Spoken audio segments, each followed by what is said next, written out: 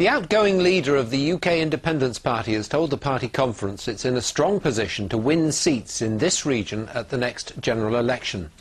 Nigel Farage said that after their success in the Euro elections and the by-election in Norwich North, anything is now possible.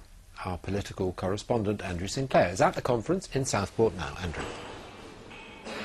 Stuart, they're just setting up for a celebratory party dinner behind me tonight. You know, for the last 10 years or so now, people have been trying to write off UKIP. David Cameron once famously described them as a bunch of nutters, fruitcakes and racists. But despite that, the party keeps doing well in elections, particularly in our region. In the Norwich by-election the other month, they came fourth and nearly beat the Liberal Democrats. I've met a lot of delegates from our region up here today, and they all tell me the same thing, that they think it's not just protest votes they're picking up. They do believe that a lot of people are now prepared to turn away from the main parties and take UKIP seriously. This is Stuart Agnew. Some of the time he's a Norfolk egg farmer, and some of the time he's a member of the European Parliament. Elected in June, it's the first political job he's ever had. The one impression you do get is that you are drowned or intimidated with paper. You're given an awful lot to read and you're expected to respond to that in an intelligent way in a very short time.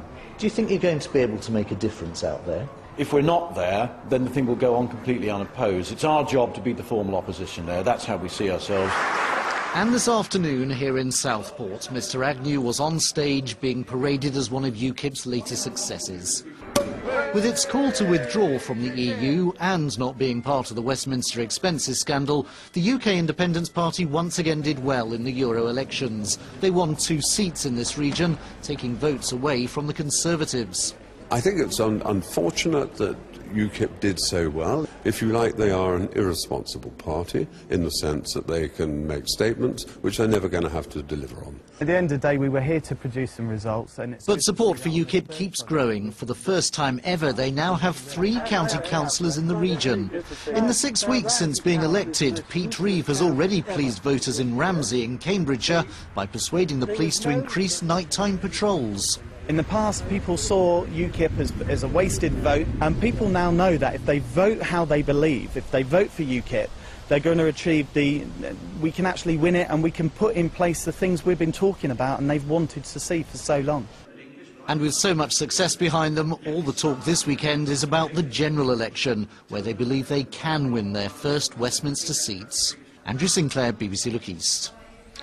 Well, the party's deputy leader is the Eastern Region MEP, David Campbell-Bannerman. Let's get his thoughts on what happened today. Your leader is standing down. Does that mean that you want to be leader? Well, I will put my name forward for consideration for leadership, yes. You know, we've had a very good day here, and I'm sorry Nigel is going, but he's made that decision. He's got a lot on his plate, and I will be putting my name forward, yes. We've heard that you've done very well in Euro elections, local elections, by-elections, but it's very different when it comes to a general election, isn't it? The protest vote disappears and people go back to the parties that they usually vote for. It's true. I mean, you're talking first past the post, but then we had first past the post in the Norwich North by-election. We got a best-ever by-election result, 12%. It was 5 times what we got in the general election. A lot of that are Labour voters on the doorsteps. They're sick of Labour. They've all been let down by MP expenses, not just the Tory voters. So UKIP is building a broader base, and that's very exciting, and that means we could do a lot better in the general.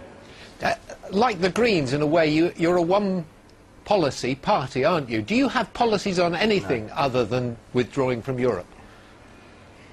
Well, as head of policy, I certainly hope so. I have been working very hard on this. I've got 18 policy groups. We've actually got 7. They're on the website, ukip.org. 7 already. We're going to launch 4 more tomorrow here at the conference.